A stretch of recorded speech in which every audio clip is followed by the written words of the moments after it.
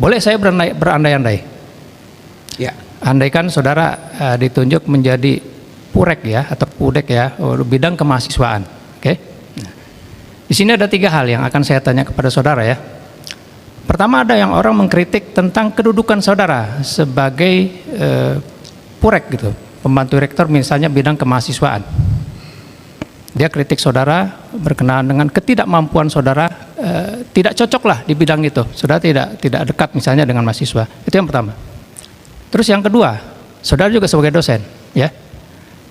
Orang mengkritik kinerja saudara berkenaan dengan pengajaran saudara di kampus. Nah, terus yang ketiga, saya mohon maaf sebelumnya ya. Orang mengkritik saudara saya lihat tadi di KTP-nya belum kawin. Yes. Orang mengkritik saudara sebagai seorang duda yang tidak bermoral. Seperti itu. Di 3 hal itu, manakah yang mempunyai potensi saudara marah kepada saya? 3 hal itu manakah yang punya potensi saudara marah pada saya dan saudara melaporkan saya? Saya nggak akan marah karena saya anggap dalam pertanyaan itu nggak ada poin tuh. Duda yang tidak bermoral. Memang ada duda yang bermoral, berarti lalu saya mesti buktikan dulu bahwa saya duda, lalu buktikan saya bermoral. Jadi saya tidak akan layani itu karena saya anggap itu adalah ya semacam satu argumentum ad hominem, itu aja. Oke, kan baik. Jadi buat saya nggak ada poin di situ. Saya anggap ya diucapkan aja. Saya anggap itu sebagai berita dari seseorang, bukan problem saya, itu problem dia tuh. Oke, saya lanjutkan ya. Ya, bagaimana seandainya berita yang terakhir tadi yang saya dapat tentang duda tadi, saya peroleh dari data-data yang entah dari mana saya peroleh, itu saya bilang kepada saudara. Ya, itu artinya di dalam masyarakat kita dianggap bahwa orang yang tidak punya pasangan, apalagi duda, dia pasti tidak bermoral, apalagi janda. Kan itu justru yang mau kita batalkan. Jangan sampai ada pertanyaan semacam itu.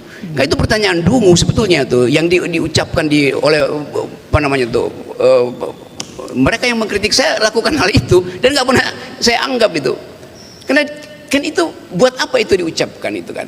Itu sebetulnya itu menghina gender equality, itu sekaligus menghina para duda, dan saya memang bukan duda. Oke, jadi ada. Tapi kalau saya layani kan nanti orang bilang buktikan Bu Anda bukan duda gitu. Loh, saya belum kawin. Belum kawin itu artinya ya bisa memang tidak kawin, bisa duda segala macam. Sama seperti orang tanya, Anda tidak makan babi, berarti Anda Muslim. Loh, orang Yahudi juga nggak makan babi.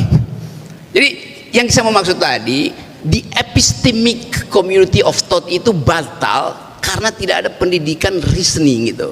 Nah, itu nggak mungkin timbul dalam percakapan di negara yang bermutu akademisinya, itu nggak akan ada pertanyaan semacam itu. Jadi saya mau terangkan aja secara umum bahwa kita gagal menerapkan prinsip-prinsip berpikir yang teduh. Nah, prinsip berpikir teduh itu namanya kekuatan argumentasi, bukan kekuatan sentimen. Jadi public discourse itu yang saya terangkan tadi, the use of public reason, itu artinya menggunakan mata uang yang namanya pikiran tuh.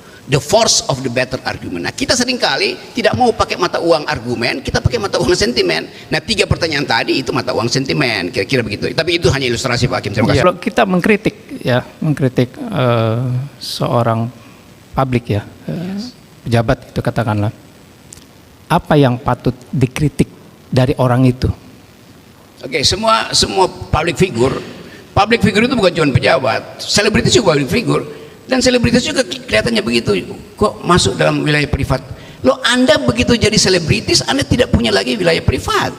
Anda memperoleh keuntungan puja-puji dari publik karena Anda public figure. Demikian juga public officer gitu, public servant. Kan dia dapat semua keistimewaan tuh. Kalau di jalan tol dia oleh para pengawal, dia udah dapat kemewahan di situ kan.